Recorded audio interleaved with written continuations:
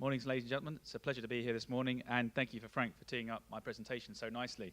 I actually just wanted to jump on stage and just get into a conversation on them, because that would have made much more entertaining engagement than the presentation you're about to receive today.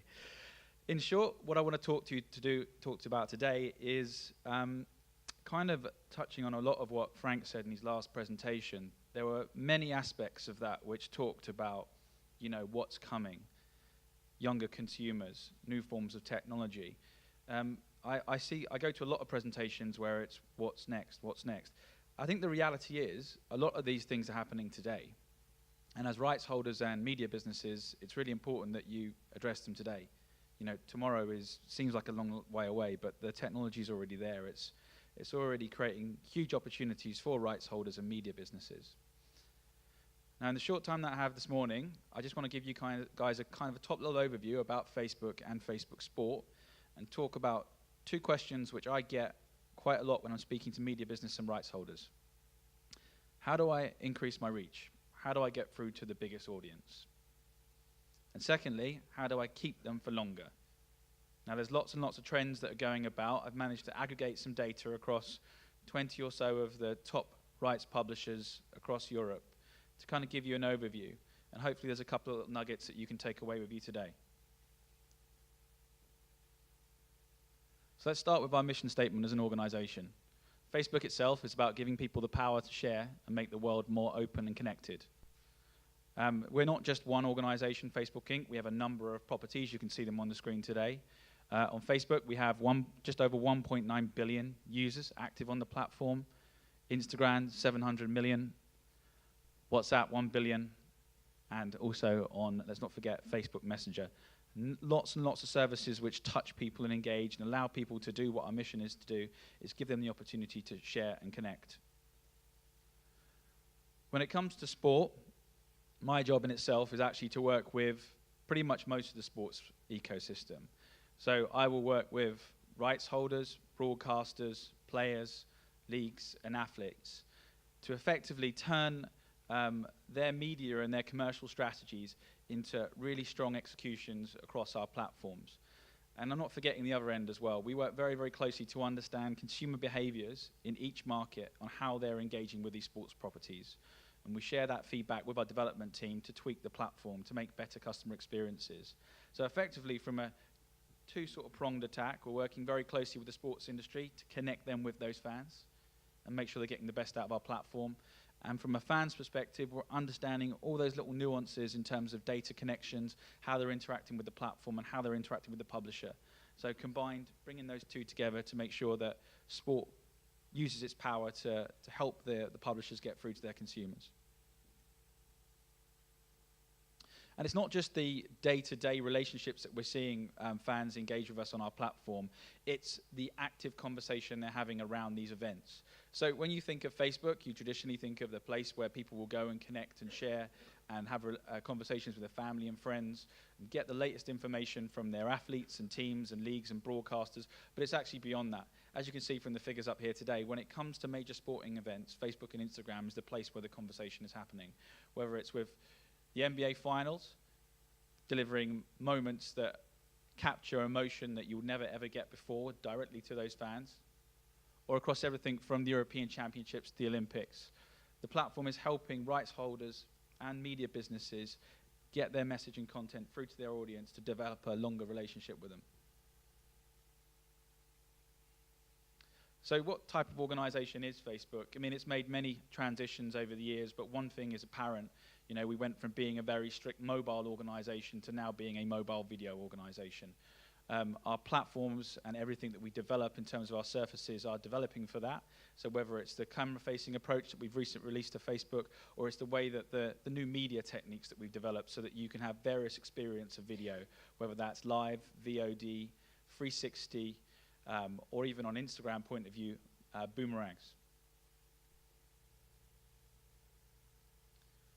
Now this is the gold, really. I think whenever we're speaking to media partners, it's Newsfeed. It's the thing that everyone in this room who's on Facebook connects with. It's the thing you open in the morning. It's the thing you close before you go to sleep.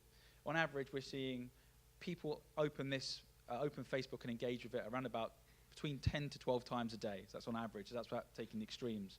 And without sort of sharing any numbers, I can assure you that sports fans are much more deeper when it comes to engaging with the platform to get the latest and greatest from their fans. So Newsfeed is a phenomenon, in fact, the amount of time in which is consumed on the platform, but it's also a fantastic concept when you think about the way in which video is,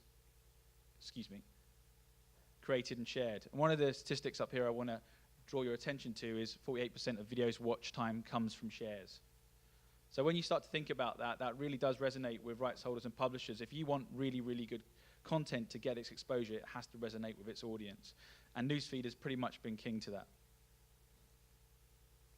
And to date, everyone's jumped on board with it. We've seen some fantastic executions, whether it's short-form content giving you a summary of the highlights from an event, or it's people taking it to the next level, like this NBA press conference, which is filmed in Live 360.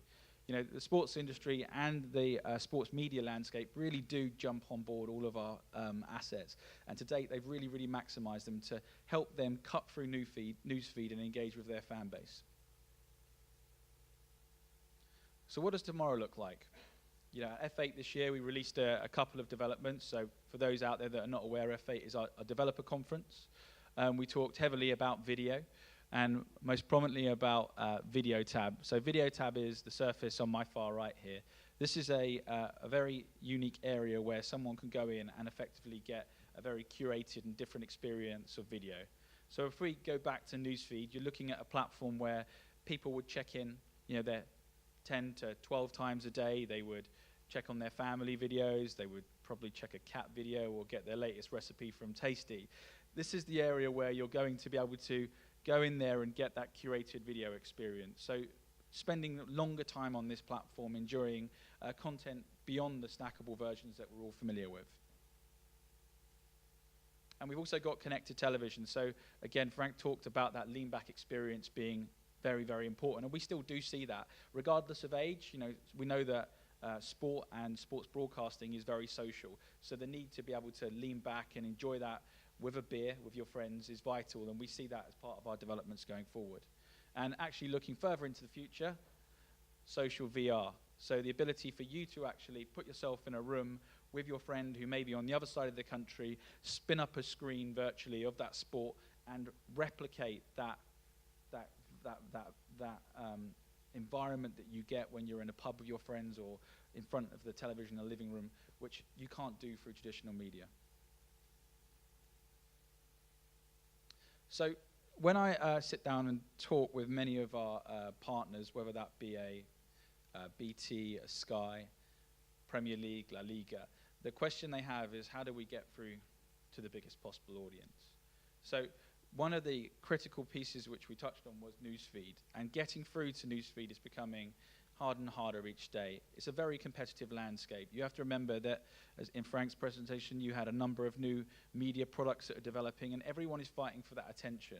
Everyone wants to be in your Newsfeed when you open it for that, you know, that 10th time in a day. It's how do you make sure that when you are publishing, you get through that. So here's a few tips in terms of what I recommend to you guys, your publishers and rights holders, on how you can get through to that audience. So there's four key principles, really: post, mix, and frequency. And I'll come on to that shortly. So we are a video-first platform, and that is extremely important. What we do notice is that out of all of our mediums, video is the one that consumers respond the most to. Video is king, still is king, as Frank had in his slide. I believe that is true. Content is king, and video is the format that does that. And invest in the ecosystem. So this isn't a one-off activity. If you are a league or you're a broadcaster, think about utilizing all of the assets you have around you. We have a solution out today called cross-posting that allows you to take a video from your page and share it across multiple pages, retaining all the equity. So effectively syndicating that across these huge communities that people have invested in building up.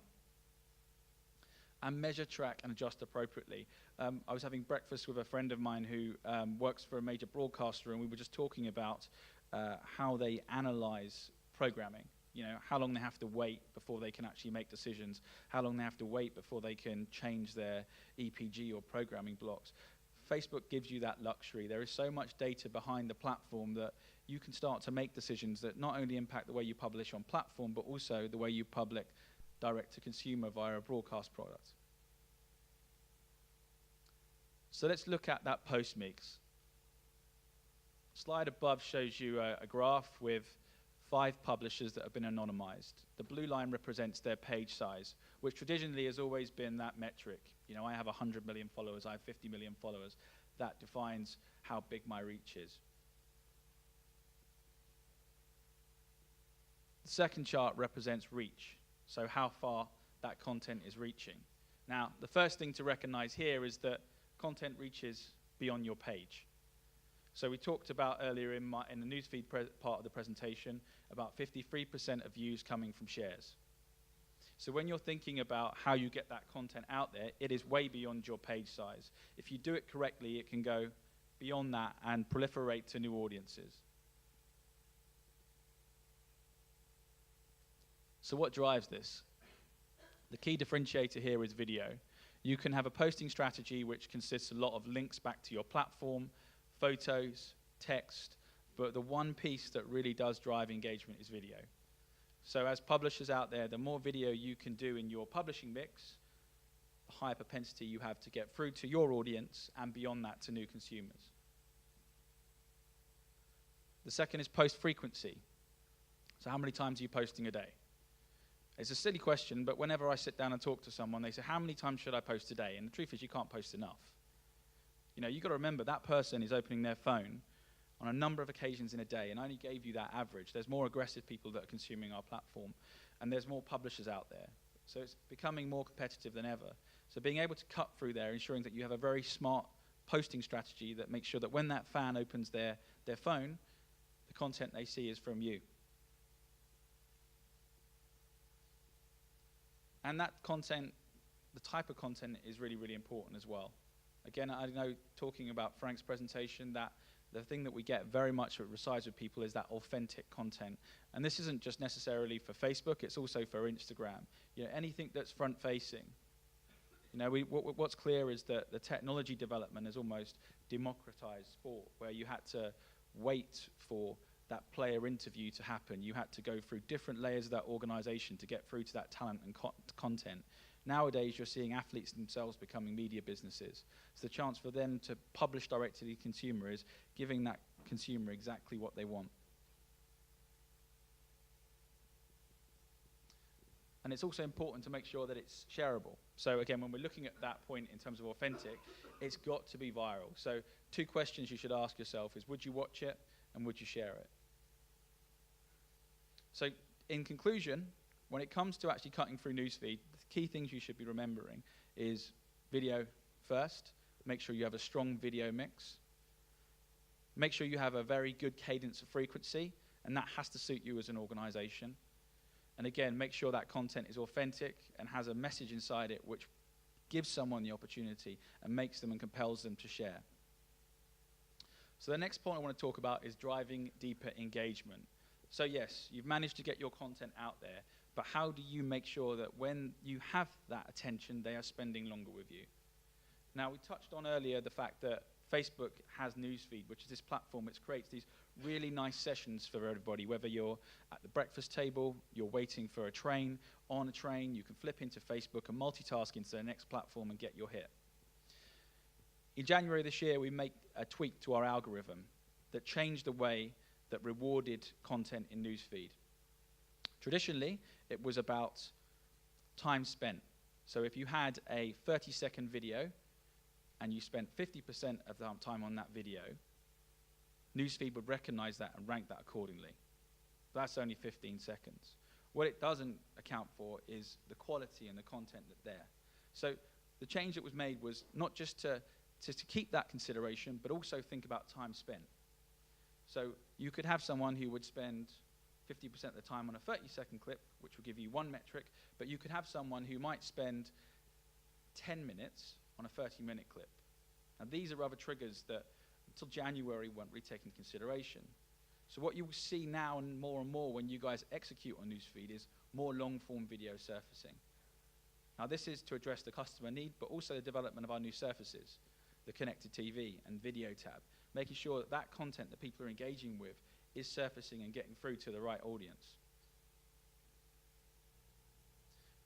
Now, just to kind of give you a snapshot of how that's performing at the moment, I've done a bit of analysis here across 3 months. The green bars represent average video lengths, and if you can see in December and January, it grows to February. The red bar represents numbers of videos published. So as you can see, it declines in February. On this slide here, we're seeing average video reach. So the blue line is showing that audience is getting through to. So as I touched on earlier, that getting through to that audience is really, really important. Now, traditionally, it was Facebook is the place for small clips, little bite-sized ones that we put in there. But now we're seeing that the partners that are starting to adapt to the platform and understand those changes are actually benefiting from them. So we do see that long-form video and those changes are reflecting in the way that sport content is being consumed and the audience that it's getting through to. But it's not just the reach. What we're seeing is the viewership. So the amount of time that people are spending on it. As you can see here, you've got the average video length, again, number of videos, but what we see is total videos viewed. So for those longer form videos, there's an appetite for it. It's not just a one-off. People are consuming more of those. So that need and want to actually spend time on longer form content is existing within our ecosystem, and we're seeing it prominently today. And the other thing is interactions. So interactions are key triggers when it comes to promoting content within our newsfeed. And interactions demonstrate another factor as well, that your content is driving conversation. People want to engage with it. And what we're seeing here is the long-form video, again, is driving deeper interactions into our platform. So almost thinking about the way that our platform is today, with short-form snackable content, as publishers out there, whether you're a rights holder or a media broadcaster, you need to be thinking about how you're developing content that's engaging the audience within its current surfaces for the new surfaces of tomorrow. So I just want to conclude on a few key takeaways here. Video is king, so if you're a publisher or a rights holder, a video-first strategy is very key to you getting through to your audience. Good content is good content. I always put this in here, whether it's 30 seconds or whether it's 10 minutes. Good content is good content. There's a number of metrics in there that can tell you how they're engaging, but the prominent metrics is it good enough? And you should look at metrics as like share rate. So the ability of people who have opened and viewed that content over their need and want to share it. That's always a good metric for defining whether or not it's good or not. Newsfeed rewards time spent on video as well as percentage complete. So that's, as I touched on earlier, the traditional mindset of Newsfeed just being that place where it's short, clippable videos that appear. We're seeing much more longer form content appear as a change in publishing strategies and as a change of our algorithm. And as I said earlier, invest in a posting frequency that helps you cut through Newsfeed. There's an audience out there that is really biting at the bit to engage with your sports, whether it's niche or whether it's mainstream. In order for you to make sure you hit that audience, it's really important that you have a very competitive publishing strategy on Newsfeed. Thank you.